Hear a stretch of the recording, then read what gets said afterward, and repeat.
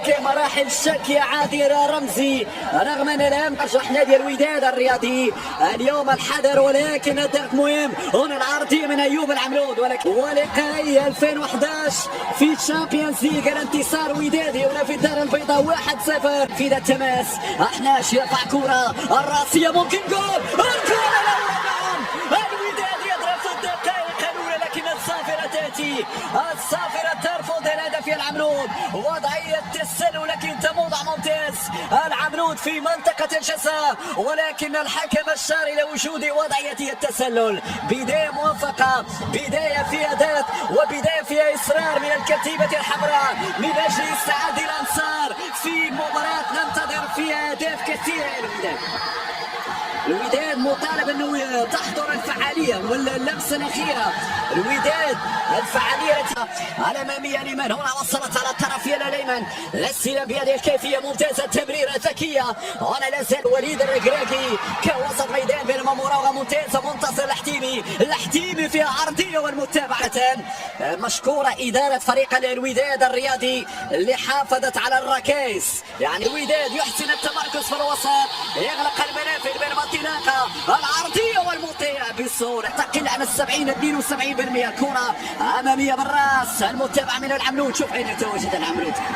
هذا الاسم الشاب الودادي الذي تعرض مع الاسف لحادثه نصف النهائي. الصوره جميله جدا هنا في الكورفانارد، هنا جمهور الوينرز، هنا استحضارا لاسم افلوح لحظه التسجيل بينما كره الراسيه، ولكن المتابعه بعد ذلك البحري. الى اين ستبحر بنا البحري في مباراه اليوم؟ سفينه الوداد في امان. بوسفيان يدخل، بوسفيان يراوغ، بوسفيان يبحث عن الحل في عرضيه، ولكن المتابعه بعد احناش سيرفع هذه الكره، احناش بل سيسددها ولكن عاليه مرت مباشره الى دار بخصوص الاستقبال في المغرب بينما انطلاقه من بوسفيان يحطها ممكن الثاني والدفاع بعد ذلك يتدخل. هذا مباراه الترجي مازيمبي الوداد انيبا تلعب يوم الاربعاء بينما العرضيه الثانيه ممكن ولكن الدفاع. ذكريات التسعينيات ومنتخب النصور الذي حلق في سماء تونس لما فاز بالكان 94 في هذه الضربه.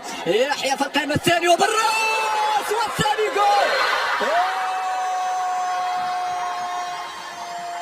ثاني جمال حرقاس يضع الكرة في المرمى. هذا هو الوداد يا السادة يا كرام، هذا هو الوداد بأقل مجهود يسجل الثاني أمام فرحة الأنصار. كرة ثابتة نفذها يحيى وأحلى متابعة جمال حرقاس في الهدف الأول. جمال بقميص الحمراء بقميص الوداد الرياضي في المنافسة الإفريقية. هكذا الصورة وهكذا المشهد وهكذا هي الفرحة وهكذا هو الوداد، دايما شامخ، دايما في العلالي، دايما في القمة هنا في استاد دونور الأولى والثانية، والكرة في الشبكة النيجيرية بأحلى متابعة من الوافد الجديد جمال حرقاس يضع الكرة في الشباك 2-0. الوداد بأقل مجهود هنا يسجل. يلا من أجواء هناك في مدرجات مركب محمد الخامس مع أحلى جمهور مع بوسفيان من المراوغة الثانية. يدخل بوسفيان جول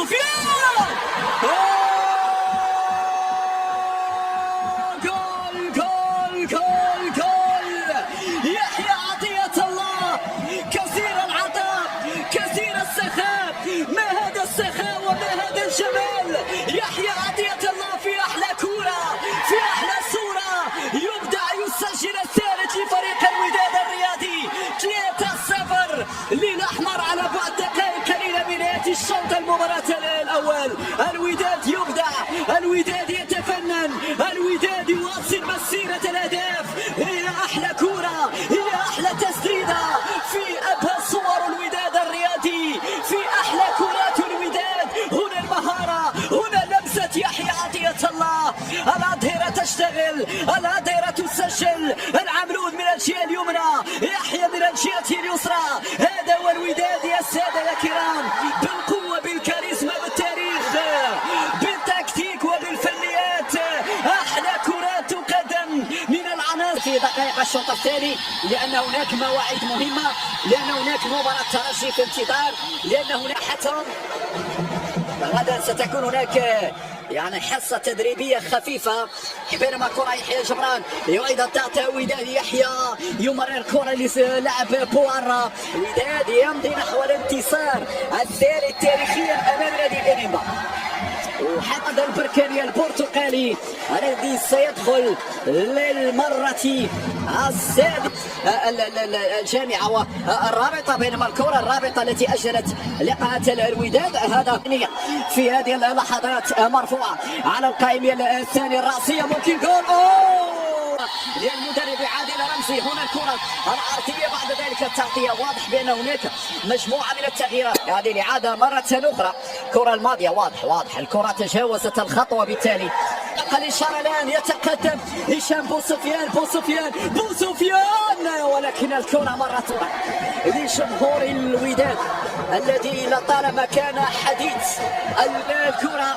هنا عوانزي، لا ده أوبوت يرفع كرة والمطيع تمشي لأمين أبو الفتح.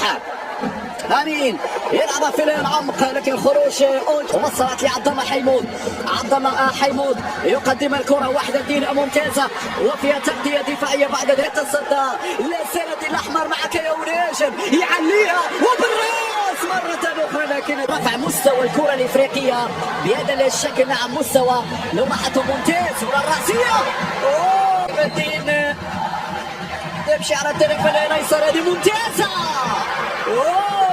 انطلاقه في يد الاجمل يا ونجم ماذا سيفعل؟ ونجم العرضيه وفيها لمسه الارهاب وتفادي الاصابه.